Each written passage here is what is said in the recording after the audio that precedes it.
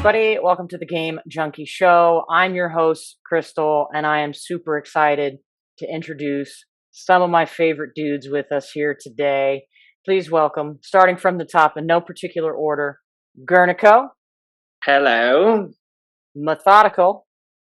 Hello. Not to be confused with Megamatt. Elden Ring. And bringing it in last but not least, Logiq. And my two friends, Morgan and Morgan.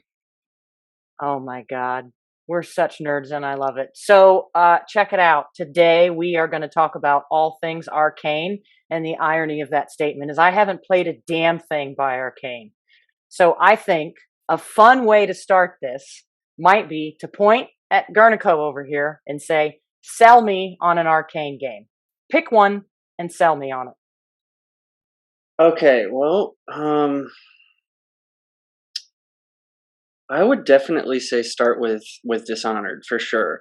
Primarily because of the setting, like of Dunwall, and Dunwall is like this old, like pseudo Victorian kind of city, and it's not quite steampunk. It's what they call whale punk because everything is ran on whale oil, and the cool thing I would say is just the beauty of the design of the environment. So even if you don't really dig the game, the narrative, or the gameplay, you can really appreciate the just like the level design. And it's just got really cool characters. Really, I don't want to say too much.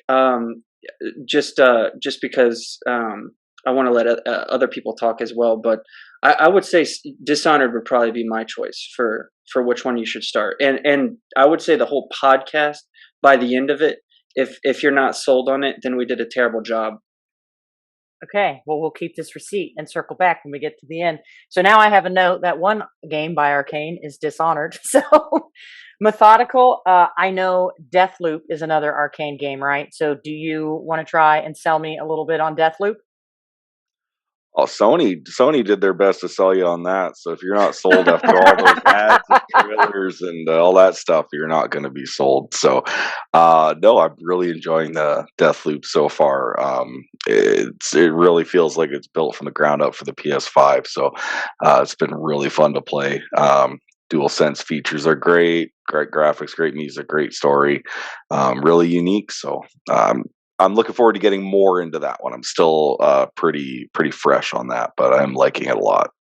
I have to say, I saw so much marketing for that and made assumptions of what I thought that game was going to be, and then listened to you guys gush about it, and it sounds like it's drastically different from the marketing. Like it's a lot more complex, and there are a lot more layers. So I feel like the marketing led it to almost seem like it was a much more shallow game than it really is.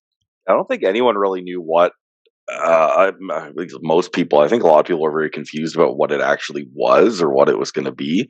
And then once we all got our hands on it, we could kind of see what the real vision for it was. But there was definitely some confusion at first as to what exactly it was going to be. Well, it sounds... And honestly, I don't honestly, even playing Deathloop, I still think it would be hard to market that game. Yeah. Like it's just a game that even as you're playing it, I mean, there's like the tutorial itself is like 1 to 2 hours, depending on how much time you take. So it's like, it's a game that slowly reveals itself to you as you play it. I like that. I think I would enjoy that kind of game. That sounds like a long onboarding experience, and onboarding is a word that we can associate with Logiq. So Logiq, do you have any comments about the long onboarding process of Deathloop?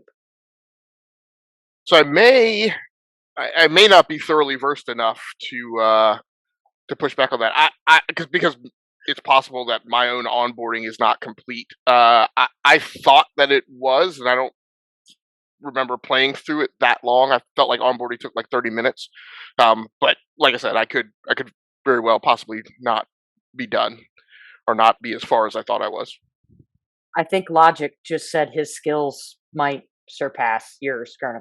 Like if you feel like it took you 2 hours, and Logiq's like it took me 30 minutes, I think that we can just make the assumption that Agasicles here. But just remember, I definitely stop and smell those roses. as well.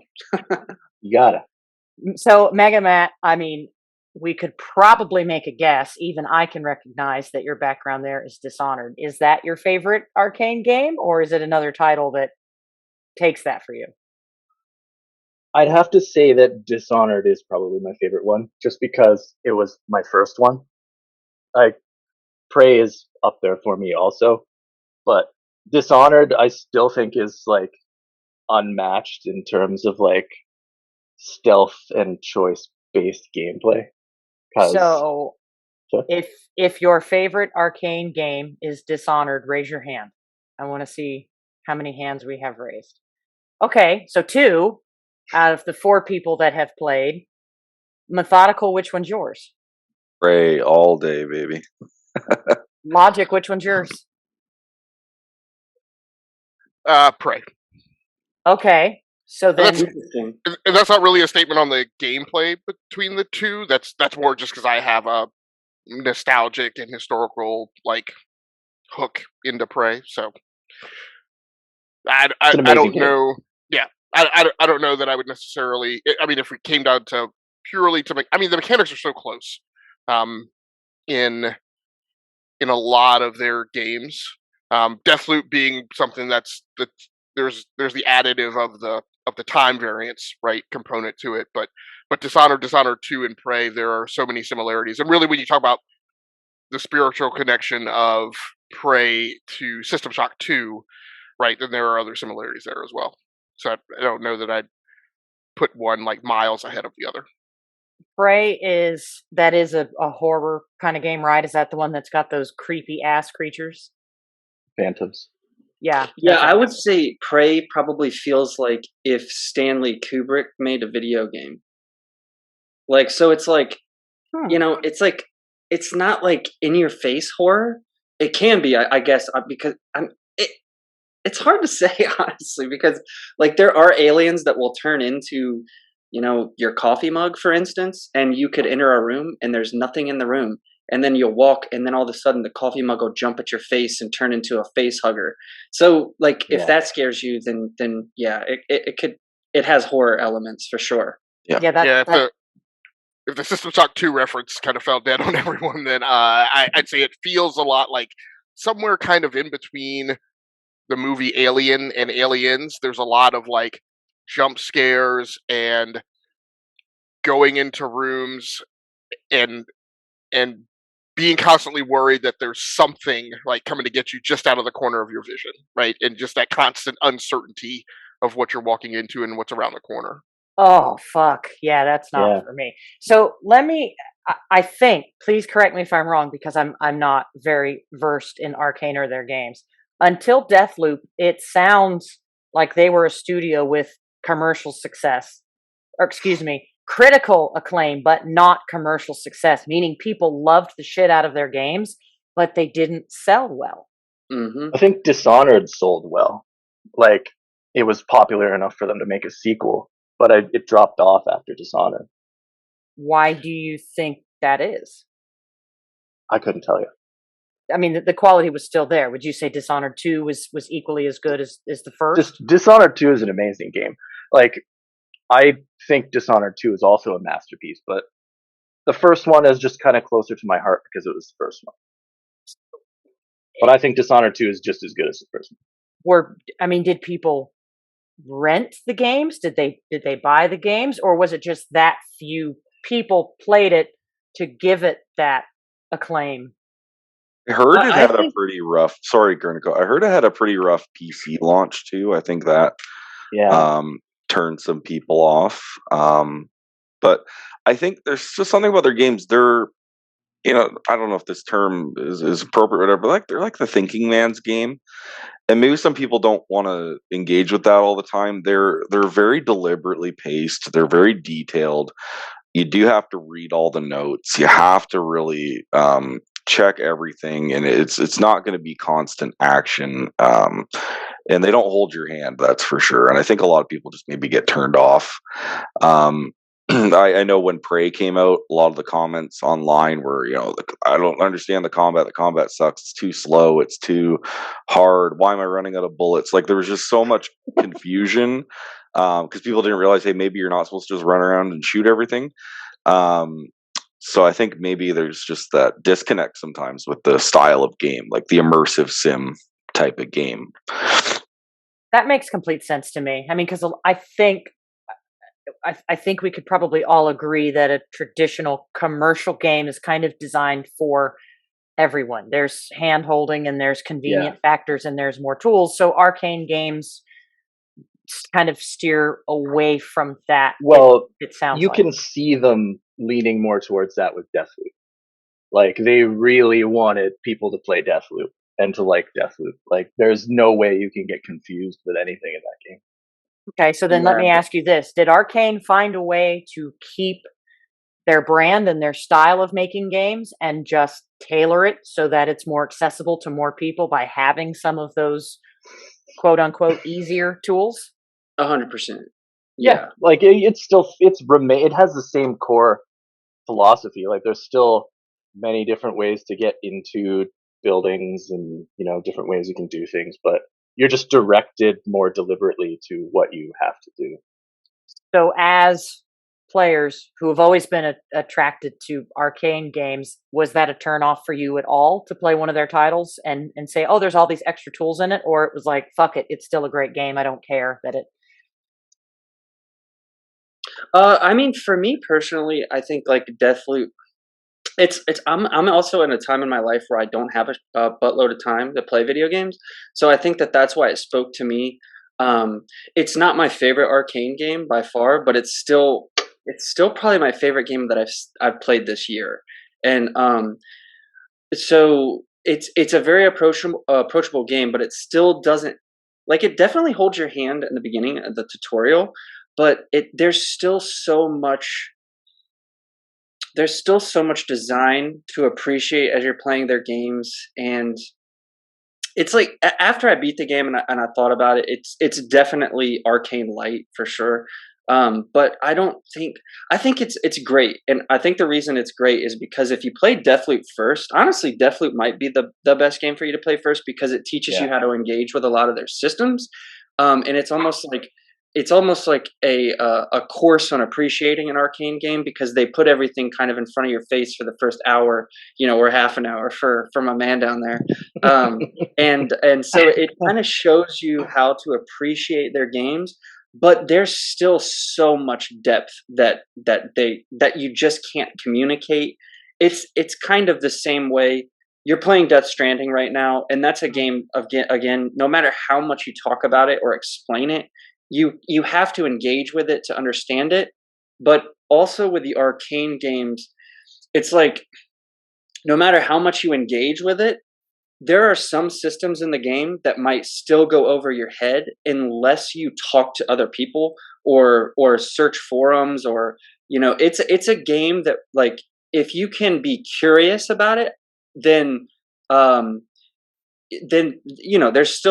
there's so much depth to be explored. So and I think Deathloop, there's still a lot of depth there, but it's not quite as deep, because there's only four levels, but the levels change over 4 time periods. So you have like morning, noon, afternoon, and night. And so approaching these 4 levels at different points in the day kind of make them feel different, have a different tone. But there's not as much to explore, so you can cover far more ground. It would be like replaying the same level in a Dishonored game like 20 times, and you become extremely familiar with it to where you can appreciate the level. So I don't know. I love Deathloop, and even though it is a kind of a watered down experience, I still felt like it offers what I love from an arcane game. So then that kind of answers the thing I'm going to trademark is the Gurni dilemma, that you can water down some aspects of a game and still deliver those intellectual punches, so to speak. I think so. Yeah, I think so. But still, I do think at the end of the day, I prefer Dishonored and Prey over Deathloop. So Deathloop probably wouldn't be my first choice if I could only take one arcane game. But it is nice to onboard people into the Arkane experience. And just to give you an idea, I know that you love Cyberpunk, right? Me? Yeah. I did actually really enjoy the stuff that worked well. Yes. I would say Cyberpunk is probably the closest thing that I would say that I know you've played that you could probably can almost consider an immersive sim. Would you guys agree or disagree with that? Yeah. I'd So say I for mean, sure. Arkane. If you like Cyberpunk, you should absolutely try an Arkane game because it's gonna feel like it's going to have systems like a Cyberpunk game where there's a lot of different player agency and a lot of systems to engage with. But I think Arkane honestly pulls it together and makes a more cohesive experience. But it's not open world like that. It's not open world. It's open level designs.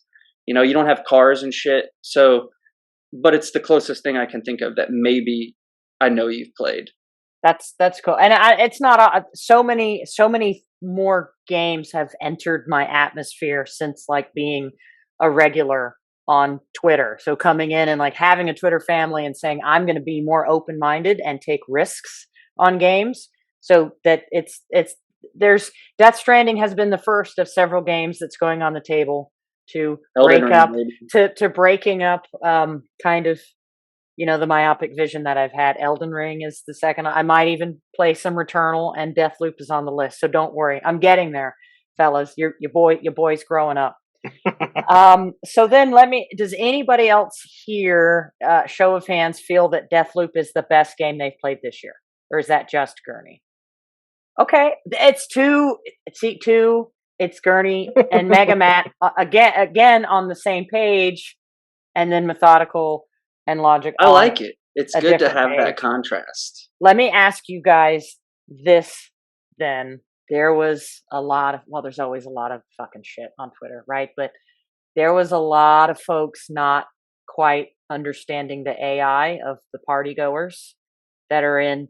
So if anybody kind of wants to if somebody watching or listening hasn't played Deathloop because they're worried that the game has really poor AI, does anybody want to kind of counterbalance that? Because there's a reason why the AI is the way it is with the party goers, and it's somebody who's played the game who can articulate it, because I haven't played it, even though I actually haven't played it and have sat there and watched people, and I said, oh, I can fucking understand what people were saying, and I haven't played the fucking game.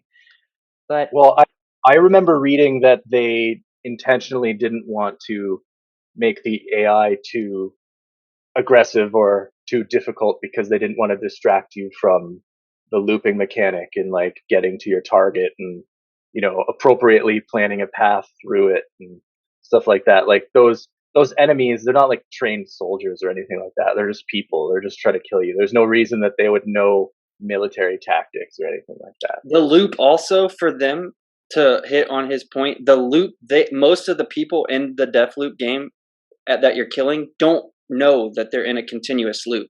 So they're not learning from what you're doing. But I will also say too, it is an issue because if the AI was too good, then we would hear the argument that it would need to be more accessible. Because Arkane can make games that have incredible AI that can kick your ass. I mean, just play Dishonored on a harder difficulty, and it's far harder. Same with the aliens, but I do think that I don't know, like the AI, it's definitely an accessible game, even though there's people that are still arguing that it's not an accessible game, in my personal opinion, because and I mean, you can make arguments that the AI is supposed to be that way, or it's just like anything else. If you go looking for the shit to bitch about, you're certainly going to find it. Yeah. I perceived it the same way that Matt did when people were talking about how, they're party goers. They're literally like dudes probably on ecstasy hanging out at the pool who are also drinking like White Claw mangoes, right? That like don't know they're in this weird like Matrix time shift, whatever the fuck is happening. And I'm thinking, no, those aren't trained assassins. Like they're not supposed to be Jason Bourne. Like I feel like they're kind of gonna be like if I'm at fucking Woodstock, I'm not gonna know when you come up on me to slice my fucking throat. So Yeah, I might leverage some criticisms at Arkane, but like non-deliberate game design is definitely not one of them. I can't think of a thing in their games that acts or behaves in a specific way that was not deliberately and consciously intentional. Yeah. I feel like that's a very, very, very important factor. If we sat down and looked at some of the studios we thought made the best games in gaming history, I think we'd probably see a consistency would be deliberate designs. Yeah. So Arkane, you're saying all of our Dishonored's been this way, Prey's been this way. They're very deliberate. Yeah, I mean, a specific shtick about Arkane is they, like, and this goes back to the comment about the commerciality of their success, right? There's almost to a fault, I would actually say to a fault, right? They are very hyper specific about the design and the things that they want to extract out of the player experience. And either through an exuberance of overconfidence that that's a winning formula, or just a I don't care if it sells well, right? That is the design that they stick to. When you go back and you look at their history, you know, the things that they wanted to do whenever a financial or a business concern came up that would push them to go in a different direction, they walked away from that deal. So the studio was founded, you know, wanting to do a sequel to, I think, an Ultima game or something like that, and it was EA's IP. I mean, the founder left EA because as the PlayStation, I guess, came into existence, EA, that was about the time that EA became hyper focused on sports games and big triple A's. The founder left. He wanted to do this sequel to a thing that was an EA property. EA insisted on some things that cut against the grain of his design, and he said, "Nope, we'll do something else," and that's how you got Arx Fatalis. I Right. had no idea. So that is perpetuated, you know, throughout time. Now, when you ask the question, "Sell me on an Arkane game," the sad thing that I would have said is I would have said, "My sale to you on the Arkane game is play them now because I don't know how many more we're going to get." Right, and I don't know how many more we're going to get in this specific model because there's only so many times that you're going to be able to and allowed to do a thing that costs millions of dollars and not have it hit the sales numbers and allow that to continue. I mean, as we talk right now, the Dishonored series is on hiatus, right, because it didn't hit the numbers that Bethesda wanted. And now, well, I mean, what are they doing? They're doing Redfall, which is a multiplayer co-op, right, kind of thing. So, you know, there may be possibilities that there are elements of their formula that we've seen in the past that we may see less frequently going forward. So which is why I bitch about it all the time on Twitter, is because I want people to play this game. I want them to play their games because I they're so good. That is really the trickiness of any industry, is that at the end of the day, all of this shit is a business and money is what matters most to these guys. So how much does getting AAA success change those old formulas that weren't big commercial successes? Well, to be fair, Harvey and, you know, Rafael Colantonio, you know, both of them, they're both, in my opinion, they're kind of like the ideal developers in my mind because they're not sellouts. Like, they want money, but they've clearly said that they're in it for the passion and like the design and the art side. Like, they don't care like about the huge paychecks as much as they care about making games that they want to play and things that interest them. Like, they are very, very true to their visions. So that may not necessarily change. I mean, we don't know how much is going to change with ZeniMax. Well, Rafael went on and he founded another studio called Wolfeye Studios, and they have an indie game coming out this year, supposed to, called Weird West, which it's an indie game, but it's still an immersive sim. So Raphael's no longer with them. I think Harvey Smith. Harvey Smith also created Deus Ex. So that was a huge Oh, like immersive sim for the genre. I mean, Deus Ex is like, pretty well known, but he created the original Deus Ex and then went and worked with Arkane, and he's still working on Redfall. So I think he is still at Arkane. And then there's the new guy who did Deathloop is somebody completely different. Like Harvey nor Raphael worked on Deathloop, so completely interesting. different. So Yeah. that could it may or may not have to do with why Deathloop is so different. It's interesting that you said you thought Deathloop was sort of cyberpunk-ish in a way. Deus Just Ex. Arkane in general. I think their design more so. CD Projekt Red took the immersive sim design and made their game. Arkane is just really focused on that design. The whole time I played Cyberpunk, whole fucking time, I can't count how many times I said this has Deus Ex fucking vibes. Yeah, I felt Harvey like created it. I So. felt like the entire first playthrough, I kept saying they had to have drawn so much inspiration from this game. It just felt like it. So it's interesting that you say that. So it may or may not have significantly changed them. So why don't you guys all take a chance? Methodical, I'm going to start with you because you haven't spoken in a while and you have such a beautiful voice. Oh, Why don't thank you. Why don't you? So we're just gonna do like a round robin for all four of you. Say your favorite Arkane game and then your most favorite thing about that game. Oh, That's a tough one. Well, obviously, I'm gonna go with Prey, as I said earlier.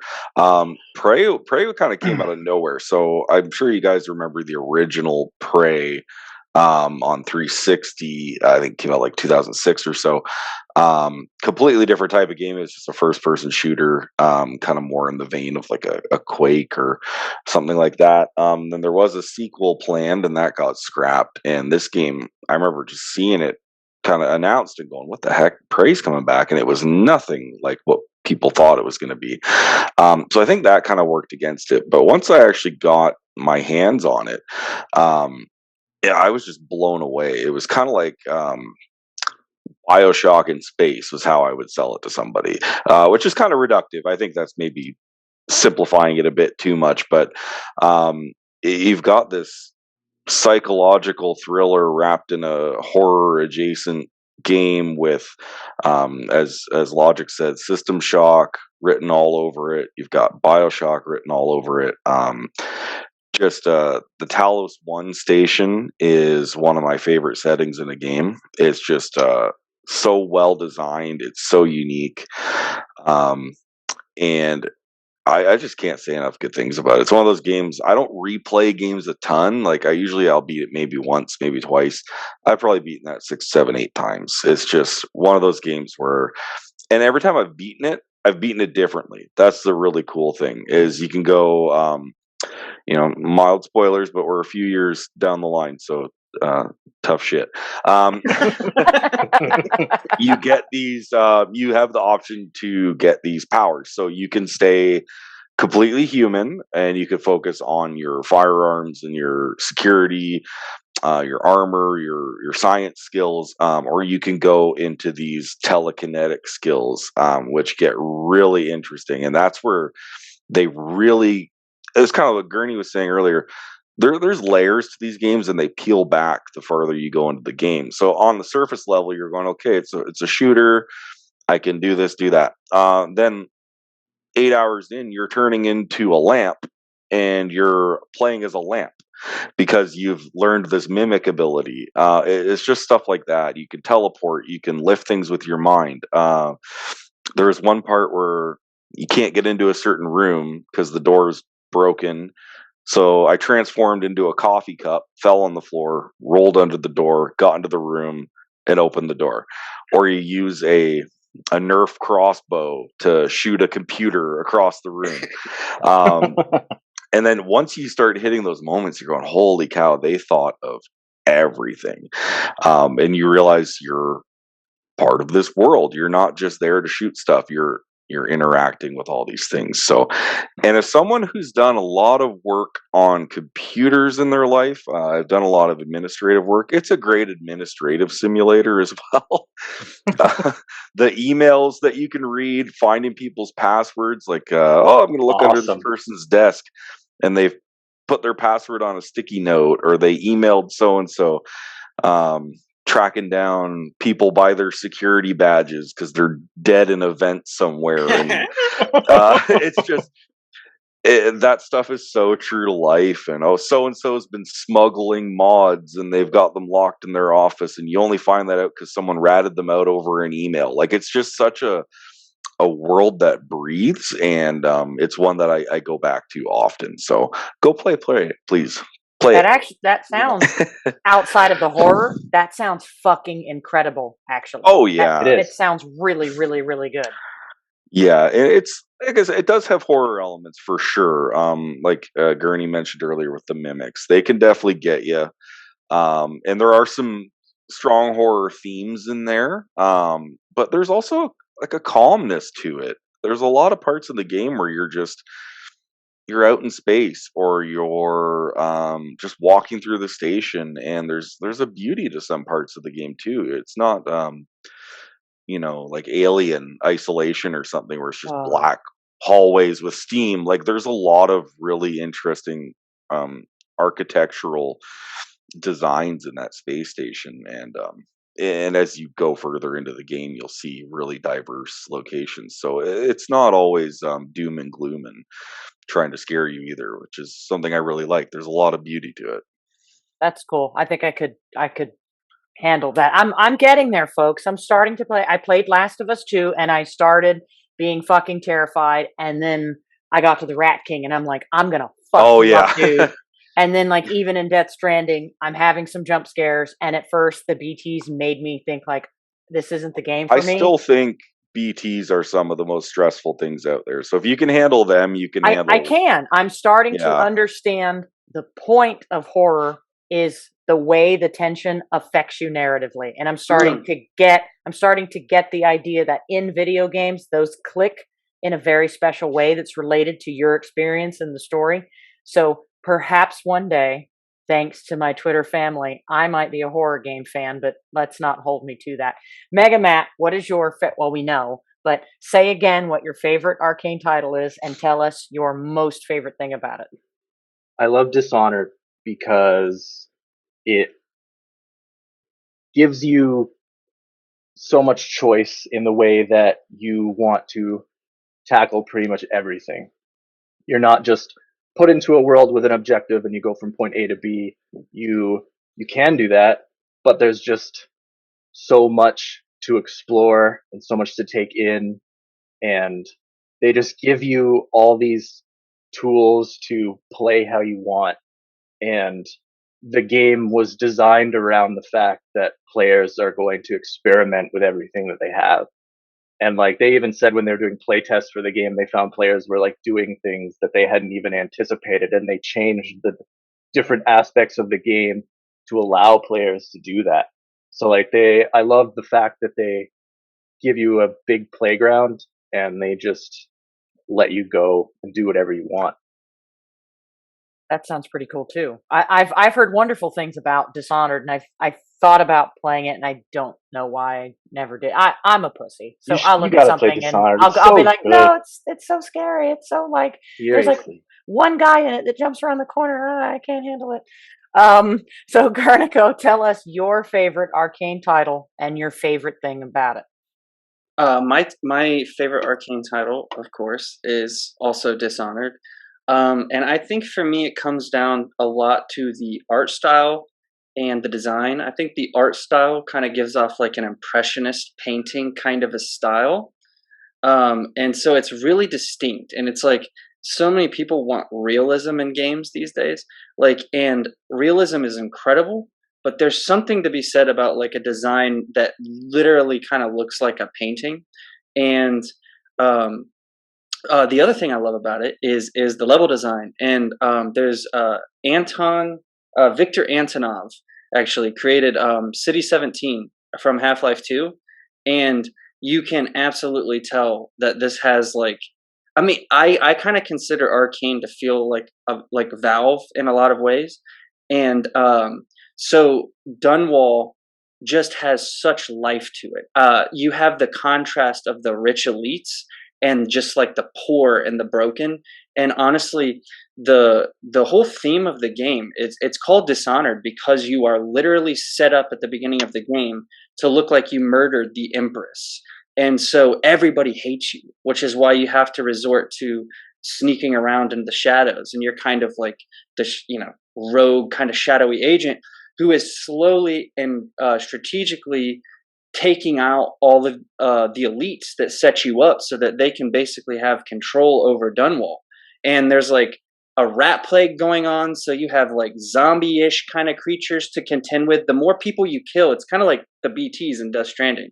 Like the more people you kill, the more you have these zombie-like creatures infesting the streets. So there's cause and effect to the way you're playing it. You kill a lot of people, so you're going to get a result for that. And I love you can steal shit, you can so it kind of feels like a thief game, which I'm not sure if any of you guys have played a thief game, but like you can steal paintings and search and rummage through people's drawers, and you can use all that money to like buy stuff and upgrade your gear as well. There's a heart in the game that's a mechanical heart that is like pieced together with arcane magic, and when you hold it, you can point it at people, and it will literally tell you like the history of this person, and it's like really spooky and eerie, dude. And like when you have the heart out too, it'll give off these little signals to where you can pick up like runes, which can upgrade your powers, and then there's like bone charms, which are carved out of whalebone, and these are like just kind of little odds and ends that can increase your skills in certain ways, like make you jump higher or stuff like that. So I love Dishonored because it's full of personality. It reeks style and just incredible design. That sounds fucking amazing too, actually. Like this is this a masterpiece. I hope it's this a sells. Fucking masterpiece. It really is. I hope this sells people who might be on the fence. And correct me if I'm wrong, if you are out there and you have Game Pass, these titles are available for you if you have, right? These titles are available. Yeah, and only $9.99. Play Dishonored on Xbox or on PC. The PlayStation version is terrible compared to it. Mathodical, really quick, would you say that that's the best value in gaming? I would think so for only $9.99. Okay, we'll jump down to Logiq. You know what? When I finally get my Xbox, maybe I will go ahead and get that Game Pass, and maybe I'll play me some Arkane. Damn it, Logiq. Maybe I'll have to do that. Logiq, what's your favorite Arkane game, and tell us your favorite thing about it. Yeah, you're gonna have to give me a few minutes, Crystal, because I gotta loop back through all the comments that I've been holding. So first of all, you may actually and I didn't play. I think I played Dishonored 2 on PlayStation, so I didn't feel that title was horrible. But you may have Dishonored 2 in your PlayStation collection, because I'm pretty sure they came up on PlayStation Plus at some point. So if you're the type of person who just claims things without necessarily downloading them, that might actually be in your library. Gurni and Mathodical, I want to give you guys history points because on a couple things. Mathodical, you mentioned about the interrelations you had seen between BioShock and Prey, and BioShock, Prey, and System Shock 2 all have interrelated DNA through Irrational Games and developers who work there, and Constantino coming from System Shock 2 development team. So all those things I could see how they're all meshed together, and their designs would be similar. And then Gurni, you mentioned some things that you saw in Arkane and Valve, and in the, I'll call it the pre-Dishonored era of Arkane Studios, they worked on a Valve game. They worked on a game called Ravenholm, which was going to be a spin-off of the Half-Life series. They worked on it for some time. I think really before Dishonored, before they settled down at Bethesda, they had principal relationships with EA, which was over quickly, Valve, Ubisoft, and then finally fell in with Bethesda. So very cool. Oh, yeah. My favorite game from Arkane Studios is Prey. Like I said, I just have a lot of nostalgia tied up with that again. Jesus, at the turn of the century, I was, going into becoming a big PC gamer, and System Shock 2 was just one of the most prevalent games on PC at the time. It really, I give that game credit for really being the start of this intermixing of RPG like elements in a action in an action. It was weird action first person shooter survival horror kind of intermix that really hadn't been done before. You take that and you extrapolate that forward 10 or 15 years into Prey, and you see a lot of similarities in that DNA. I love Prey because I'm a progression systems guy, I'm a subsystems guy, a system of systems guy, and I love all of those things being present in Prey. You can, as Mathodical said, you can really construct your progression system to kind of affect a build that is tilted into to emphasize certain capabilities. You can mix and match that as you go along and make a more balanced trajectory. As Mathodical said, you can go back and replay it with a different kind of build and approach things a different way. One of the things I think that Arkane games do better than a lot of other ones is there's a forced stealth to gameplay style that you have to participate in, I think, in an Arkane game. But I'm not a huge fan of things like Splinter Cell. And gosh, there's another game that I was playing recently where there's a forced stealth, but like as soon as you muck up, right, the amount of resistance that you encounter is just entirely overwhelming, and you're heading towards a respawn or a restart, right? But in Arkane Studios games, they give you the power and the capability to overwhelm those forces, even if only momentarily, until you can get to a space where you can then hide and let things cool down. But and you may not like the result of defeating that force, right? Because your resources may be depleted. You may have to kind of backtrack and kind of find some things or pick some things up in terms of resources. But you have the capability, so it's not a zero defect mentality, right? For you to kind of trip an alarm or get punked, at some point and be found. So that is one aspect of their games that I appreciate probably more than anything. But yeah, just like Mathodical said, I played the original Prey back in 2005 from Human Head Studios, and heard when the IP got transferred or bought by Bethesda, and then that they were working on the sequel. Then the sequel got canceled, and then we heard about the reboot or the makeover, and then finally got Prey. So I tracked it for a very long time, 12, 13 years or whatever, again, and knew about its connection back to System Shock 2. So I was probably in love with that game before it ever released, and that's it's got a place in my heart.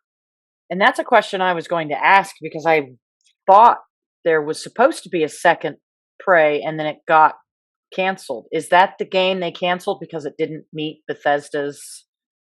Right. So Bethesda bought the IP from Human Head Studios as they were falling on hard times. I don't know who was originally working on the game. The original Prey was built on id Tech 4, so it owned by Bethesda. They already had some familiarity with the technology, but they allowed that game to be in development for a couple of years and then killed it because it wasn't meeting their release standards. Wait, okay. But okay, I have some It's confusing. questions. It's confusing because the Prey that originally came out, not any relation to this Prey that we're talking about, 2017. It's a good game, though. It's just the same name. So there was originally a Prey 2 in development that was to the first game. This game is not necessarily what was supposed to become of the second Prey. It's basically like a completely different game that just uses the same name. Well, the interesting thing that I was going to point out, everybody here knows I enjoy Bethesda games.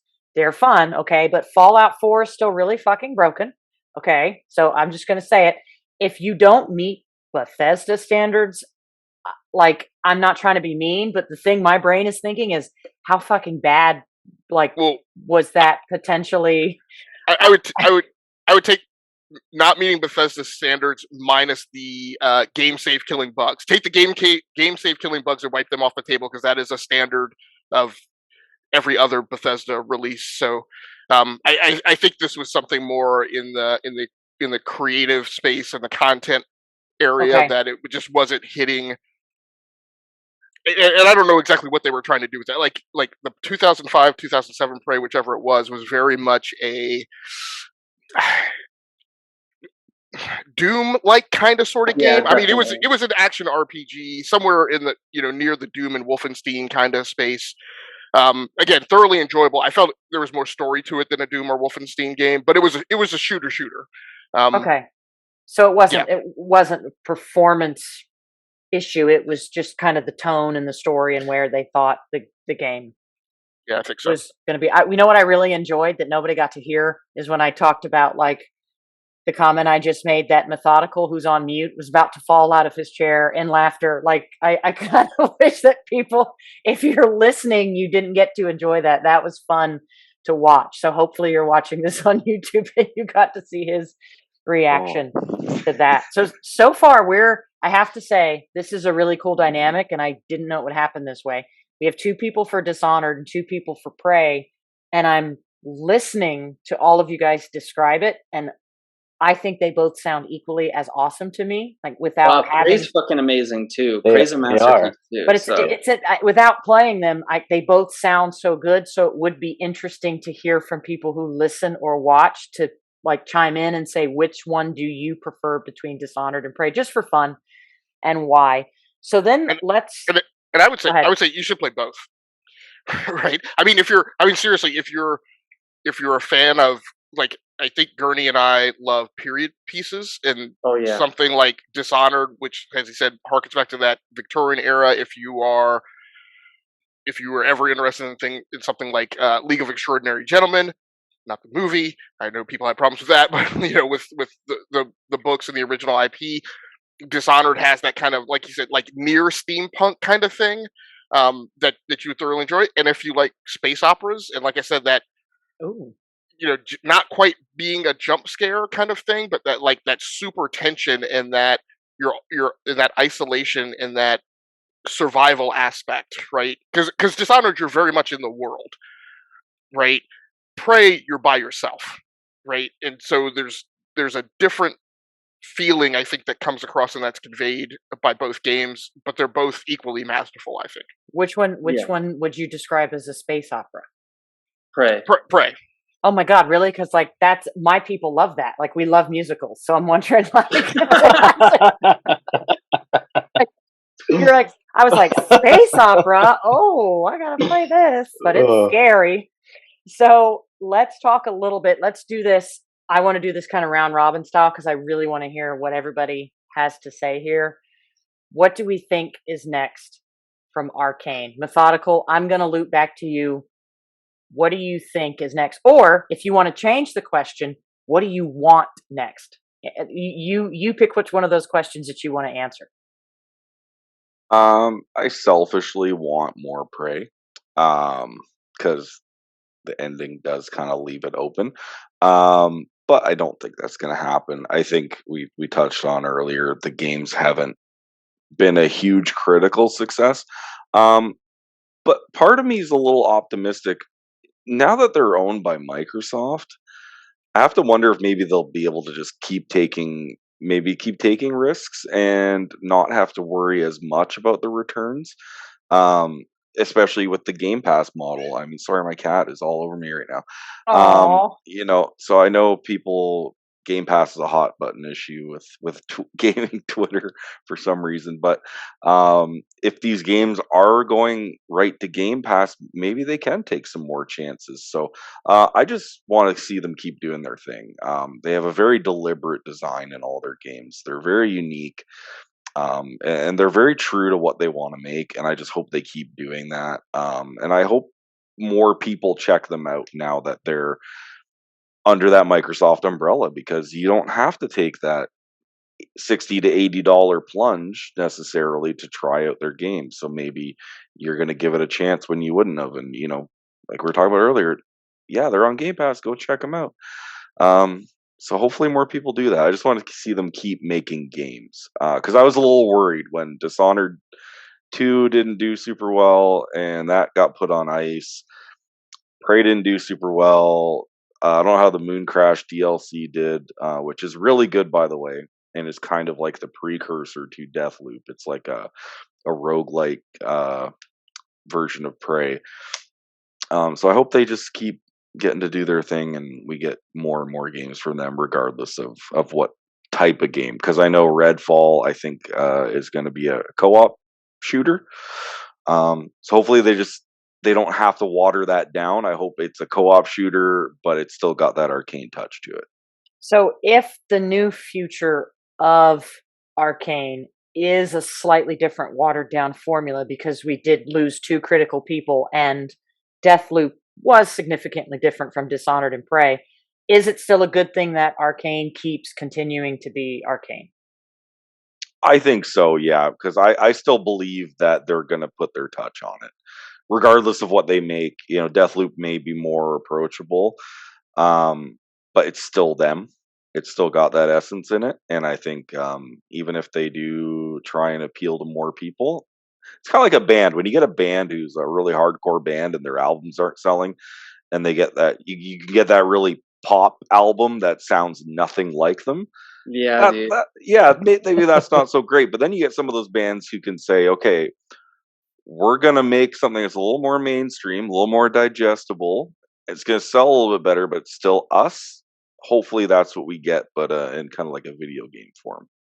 I think that's a really good Well said. analogy, because Very I well feel, I don't want to shit on pop, but I feel like a lot of pop artists end up in pop because they didn't make it in another Yeah. genre of music. So I do feel like pop, well, Machine Gun Kelly. okay, well, today's rap, okay, old It rap sells better. slapped, but today's rap and pop does feel like more watered down, kind of. So I get what you're saying. I like that analogy. All these kids unsubscribe. That fucker doesn't like BTS. Fucking Justin Bieber looking bitch. All right, so Megamatt, what about you? Either whatever choice you want. What do you want next, or what do you think is coming next? You can pick the question. Really, just the same thing that Mathodical said. Like, all I want is to see Arkane stay true to their, core philosophies of game design. I want them to keep. I'd like to see them just stick to it. I mean, I know that the commercialism is, a big aspect of it, but I mean, that's why I love them. I love them because they make the games they want to make, and I'm excited to play Redfall. That I want to see what it's all about. I trust them as a developer. They haven't let me down yet. So just because it's a co-op shooter doesn't mean it's something that I don't want to play. And it seems to me, at least in the past, that Microsoft's leadership experience has kind of been, you do what you want to do. Like you're a developer, and I feel like it's very different than Sony's model of we have these certain parameters that we kind of want you to be in. So do you think they'll probably stay the same, that we'll probably see more things like Deathloop, and that Redfall could have some Deathloop inspired things? Well, I mean, Redfall was in development before the whole Microsoft thing even happened. So that is a game that they wanted to make. Like, it's not like Microsoft just said, hey, you're making co-op shooters now. They just decided that that's they want to make. And like, I'm all for developers, going off the beaten path. They want to try a different genre or kind of game, like, go for it. All I want to see is, artistic integrity. Ooh. Yeah, baby. Oh yeah, that's the fucking phrase of the day: artistic integrity. I like that. Logiq, what about you? What is it that you want, or what is it that you think we're going to see? And so I'll probably start like I did last time with a couple go backs. So I think, I mean, it's appropriate through their history, right? They kind of were one type of studio from 1999 to 2010 ish. That's when they got picked up by Bethesda. I think what we're seeing now is we're seeing the turn to the third age, right, of Arkane. They were kind of one studio from 2010 to 2020, 2021. Now they've been acquired by Microsoft, as part of the Bethesda acquisition. I think if there is any change, I agree with what you said, Chris. I don't think it's going to come from Microsoft leadership. I think it will be because there's a discussion between Bethesda and Arkane about making some shifts. But I also agree with Mathodical, right? It was a little misleading what I said earlier when I talked about their commercial lack of success. I agree. The the saving grace for Arkane Studios is being owned by Microsoft and Xbox Game Pass.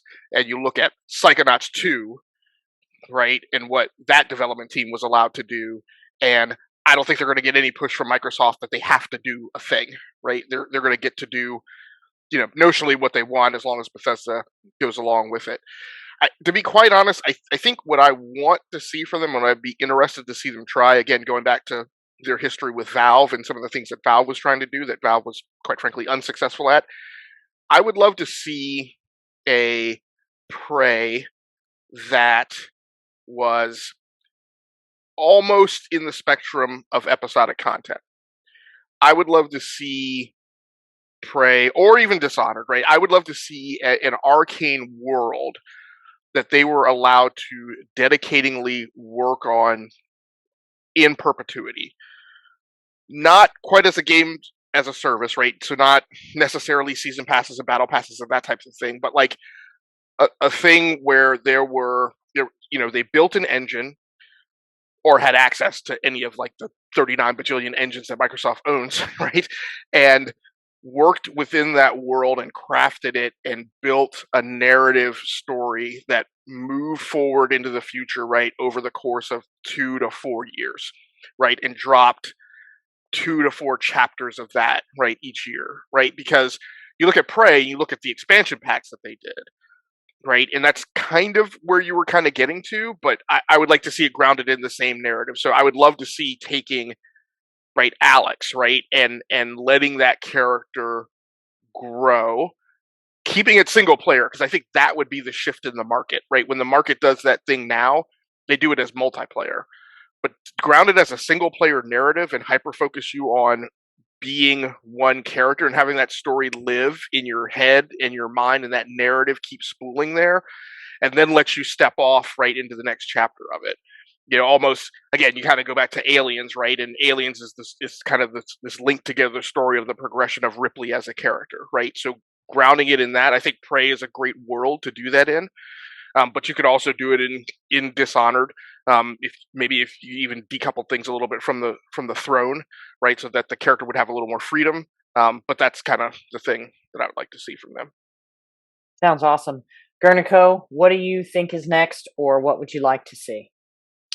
Well, Redfall definitely being co-op multiplayer is interesting. But I think for me personally, I am a single player kind of a driven gamer. And my only concern with something being multiplayer and co-op would be its shelf life. The thing that I love about Dishonored and Prey and whatnot is I can go back and play it regardless of if nobody else is playing it. I just don't want it to be a game that's going to end up, where the server is shut down or whatever, and then the experience is kind of disjointed and disconnected. So I hope that it doesn't fall into the games as service category. But I do think it is cool that that Microsoft, owns them. I just hope that Microsoft values them as much as they should, because in my opinion, I think Arkane is definitely top tier talent for them right now, regardless of how their games sell. And something that kind of does bother me is with Game Pass, it is going to be user driven. So Microsoft is clearly going to split their budget where they're going to make money. And that the only thing I don't want to happen is Arkane to get shafted and get a smaller budget. Like, I want to see what Arkane can do with a huge budget. So I guess for me, what I would hope for after Redfall is just more single player immersive sims, just because I think already the genre is so underappreciated and there aren't that many of them. So again, that's why I scream for people to play Arkane's games, because these are just games that we don't get a lot of. And Arkane has such a knack. People want to see Half-Life 3s, and one of the best creators of that kind of a game is sitting right in front of their faces, and they're not even engaging with it, but they want something else. But it's like, in order for you to sometimes get something, you have to engage with the thing that's in front of your face. You know, like I'm a huge stealth gamer, so I love the stealth. I love the player agency. So as long as they can keep that with Redfall, I'm all in. And I mean, I've obviously got a crew here that I could play that game with. You know, it's just my concern is just the shelf life of Redfall. You know, because when it's out of people's radar, I won't have anybody to play it with. And if it's not a single player game, then that's going to be, you know, I'm not going to be able to appreciate their game on a long enough timeline, unfortunately.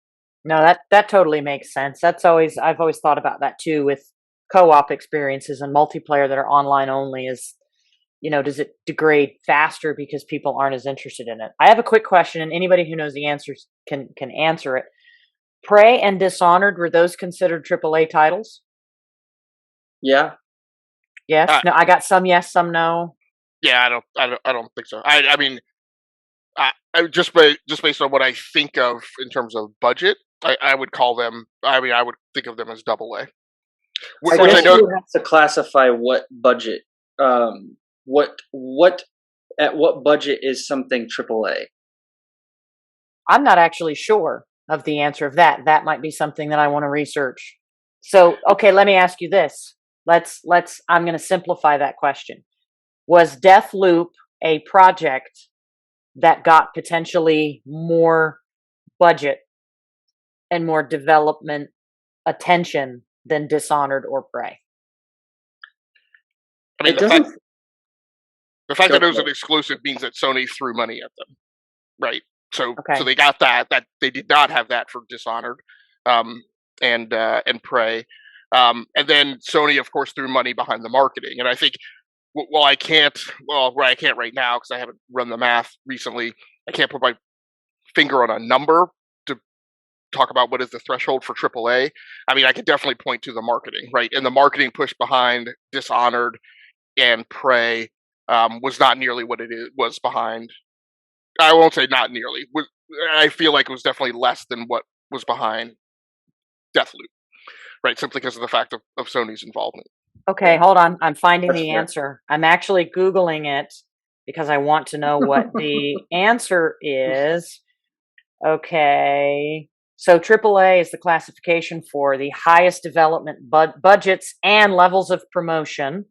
I'm trying to see if I can get an actual number. So AAA means tens or hundreds of millions of dollars. Double A means budgets around only several $1,000,000. And the third category is referred to as indie games, which has tens of thousands typically or less. So I I think would that definitely go out on a limb and say that Dishonored and Prey were made on more than a $10 million budget. I personally, my gut tells me that just due to the design. But again, you know, part of what I love about Arkane is they're passionate. So I don't know how much money Yeah. plays a role. And I don't know how accurate this is because this is from like one programming dude on Quora. So I don't know if we actually know what that means. But I think colloquially that's accurate. The problem is that you just never.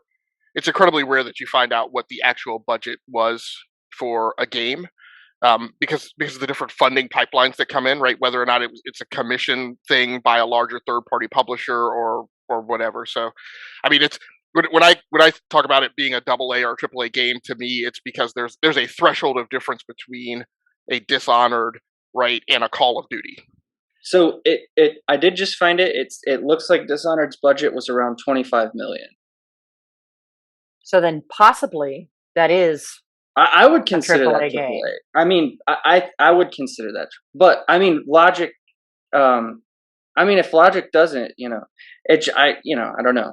I don't 25 know. million's a lot, though. It's subjective. I mean, it's size of team too, right? The entire population base of Arkane is 150 employees, right? Split across 2 studios. So again, it's That's small. So yeah, so I'll put it this way: maybe it's less than whether it's AAA or AA. It's just, to me, it's that threshold of difference between the releases. Right, we talk about the releases in 2017, right, to compare it against, right? Breath of the Wild, Hellblade: Senua's Sacrifice, Nier Automata, Wolfenstein: The New Colossus, Persona 5, Super Mario Odyssey, right? I feel like those were many of those games, not all of them, right, but many of those games had significantly greater promotion behind them, Definitely. and I feel like would have come from studios and publishers who put larger teams behind them. Isn't that insane that the video game industry is so fucking secretive? These guys are so secretive, and it leads to so many assumptions, and we see all the time on Twitter, on social media, the meltdowns of people because they don't understand stuff, because they don't know, because these, like, we don't even know. Like, we have been hardcore into video games for 30 plus years, probably all of us, and we don't even know the differences in, like, the basic terminology and shit.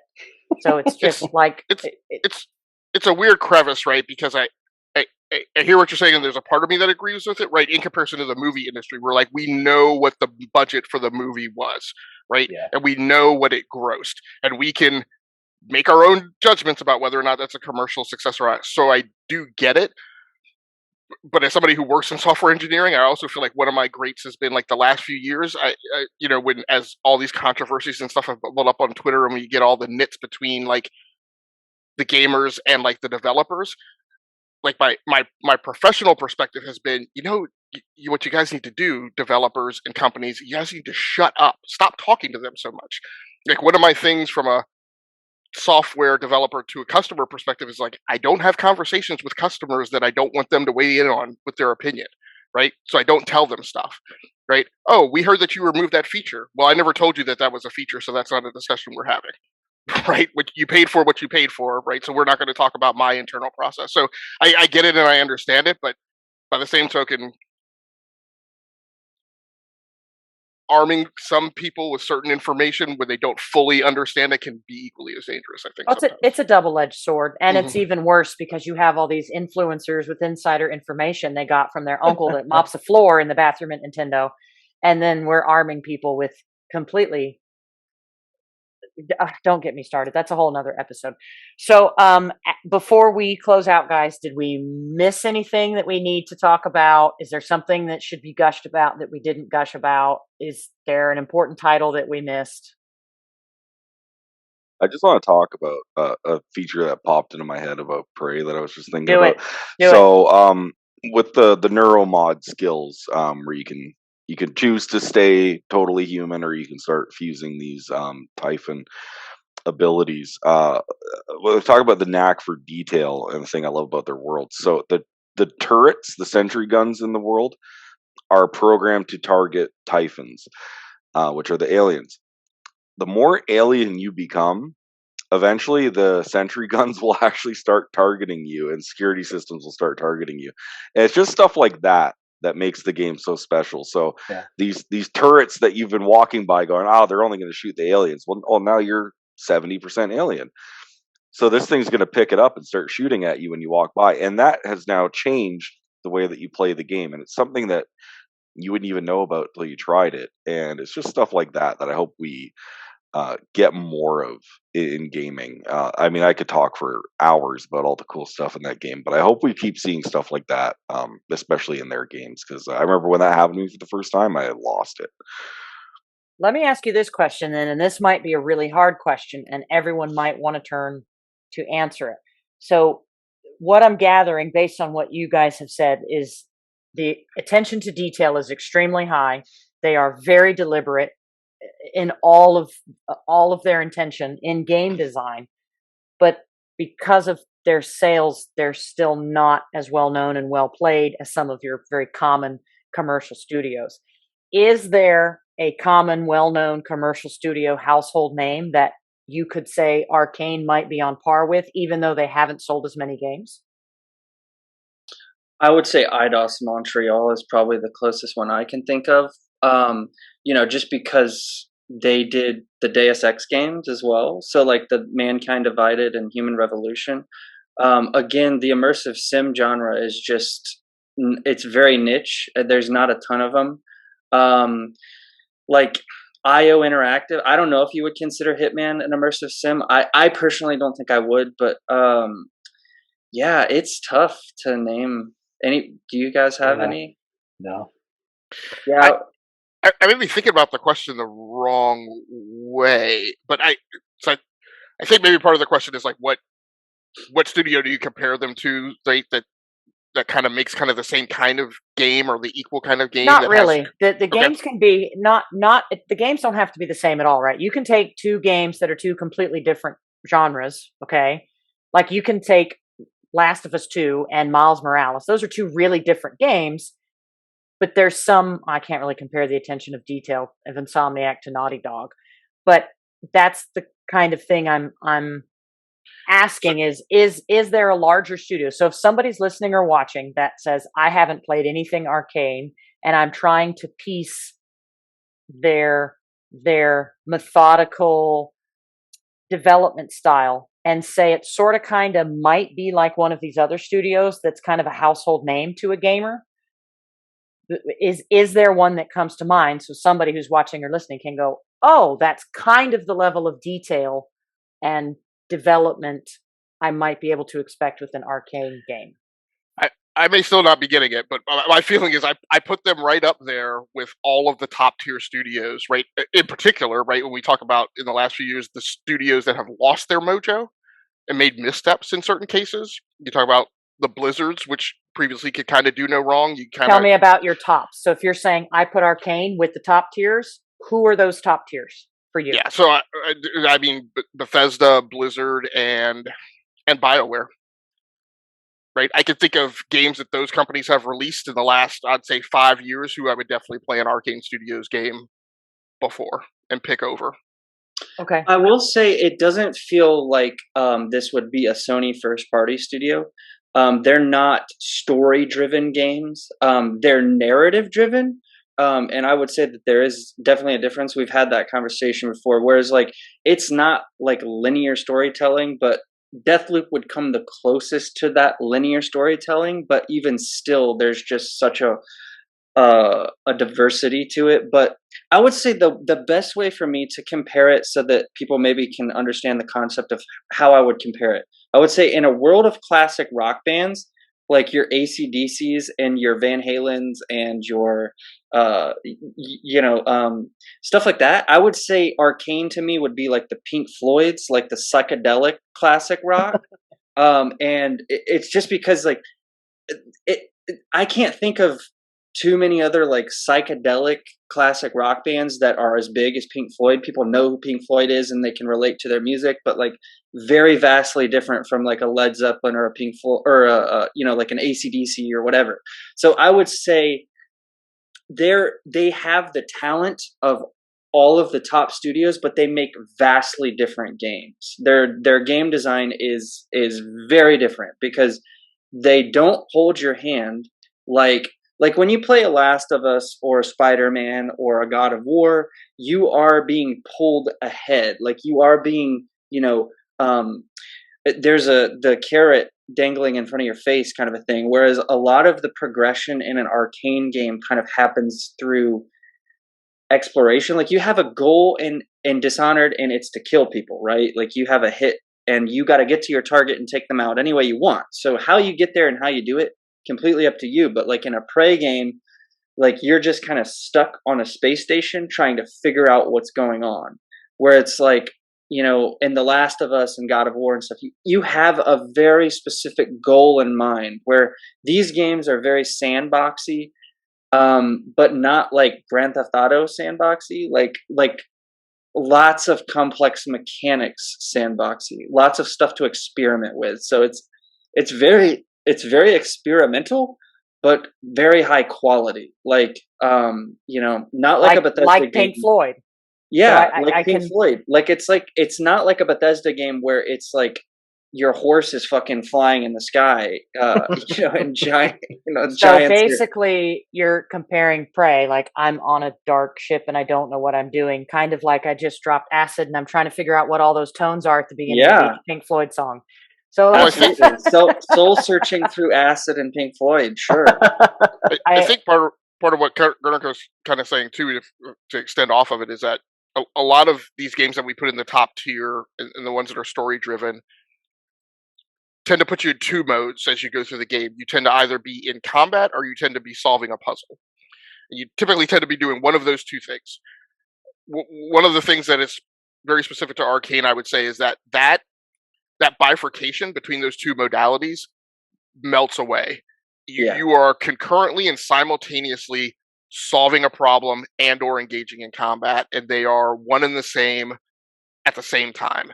Like Prey is about getting around the space station, fighting the constantly cascading casualty, right, that continues in perpetuity, and problem solving all along the way.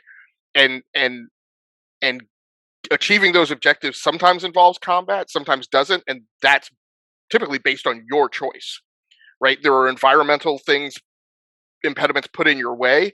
Whether or not you go through them or go around them is totally up to you, and that makes you have a lot more providence in how that story unfolds. I would like that better. I mean, like some games, like Uncharted or like Tomb Raider, well, it makes sense that you have puzzles separate from combat. But then you look at God of War and you're like, did you add 400 of those puzzles just to add them that are separate from the combat? So that actually sounds really good. I guess even more to like paint it for gamers, like take Skyrim, like, you know, like Skyrim has that just, there's a lot of freedom in a Skyrim game, but Skyrim, it plays like a Skyrim kind of, but more refined and a lot more mechanical depth that I don't know how to explain it, but I would say it kind of feels closer to like how a Skyrim would be, of where you have like a lot of freedom at your disposal. It again, like I would say, like the way you would approach a Cyberpunk game, it's CD Projekt Red-ish, but even a CD Projekt Red that is at the top of their game. Okay, so not Cyberpunk. So not with Cyberpunk. very little, bugs. I would say, if you're not playing on PC, that is. So I don't know. They're a hard studio to, I think, pin down. They're the Pink Floyd of gaming, in my opinion. Which I think makes them special. But it's been really cool to go in. This is one of the reasons that I said I'm not going to research Arkane, because I don't want to be lost out on the experience somebody's going to get from you guys if they're kind of, Arkane virgins. So I'm really glad I did that, because absorbing it the way that I did has been really fulfilling. So I hope there are other people out there that are watching and listening that are getting that same level of fulfillment that I'm getting. So is there anything else that we missed, or Megamatt, did you want to add anything to that before we start wrapping up? That was pretty. We have the Megamatt seal of approval, the meme of approval. So where can folks follow you guys on Twitter? Gurnico, I'll start with you. If you could spell out your handle. Well, my name is Gurnico, Gurnico, at Twitter. And the only thing I'll add is try out the recycler grenades if you play Prey. Play Prey. That's a hard. If you play Prey. I can't do that. Earlier. It's hard. Play Prey. Nope, I can't do it. If anybody can do that 5 times fast, like please play Prey. Nope, fuck it. Okay, Mathodical. Try that 5 times fast, and then let us know where to find your Twitter handle. I couldn't even do it once. At Mathodical 1018. Don't follow me. I don't recommend it. There's nothing good there. Follow him. Bullshit. I'm just messing with you. Give me a follow. I love chatting with people online, talk about games. Follow all the people here, by the way. The best community you could interact with, honestly. This is going off a little tangent, but something I was thinking about the other day. I kind of heard like a while ago, people are like, oh, I feel like gaming Twitter has a lot of clicks and people are really like kind of off in their corners talking to each other. I don't think you're going to get that with anyone on this podcast here. If you follow any of these people, interact with them, talk to them, they're going to talk back. They're going to interact with you. They're going to engage with you. So don't feel like you can't.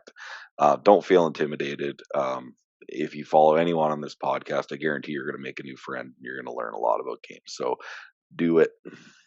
Do it. Yeah, the only people that I don't click with are bullies. If you're a meanie poo-poo head, then don't follow us. Yeah, if you're going to come in and go, actually, I actually blocked you. Yeah. We have a good sense of humor, too. So if you like trolling and banter, you can follow us. And if you think you're a good memester, then I challenge you to try and out meme the next guy. Megamatt, where can we find you on Twitter? At MegamattX86. And if you're already following me, please unfollow me. And follow everybody else here. The meme machine. We have a good time all the time on Twitter. Logiq, my man, where can we find you? And you keep asking people for their Twitter stuff, and they keep telling people not to use it. So I'm at the E2KG Network. You can find that podcasting channel on YouTube, and then look for Rounding Off Infinity.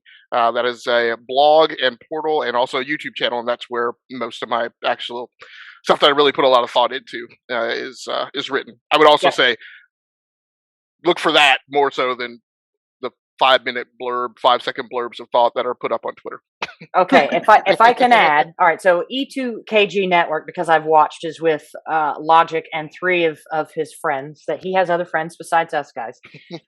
Rounding Off Infinity is just Logiq and his beautiful mind. I would suggest following him on Twitter because his comments are also great. But he probably doesn't want to spell Agasicles, which is the Spartan king. So you can Google it and figure it out. Yes, if you have to look on Twitter, you can look for Game Logic. That's easier. You'll find easier. it that way. That is easier. And I am at holy shit, C Smith Shine. That's right. I was like, what the fuck? I don't even know what my fucking handle is because I'm ridiculous. All right. Well, I just got to say, this show has the best guests in the business, and once again, another week doesn't disappoint. So thank you all for watching and for listening, and we will see you guys next week. Bye, everybody. Peace.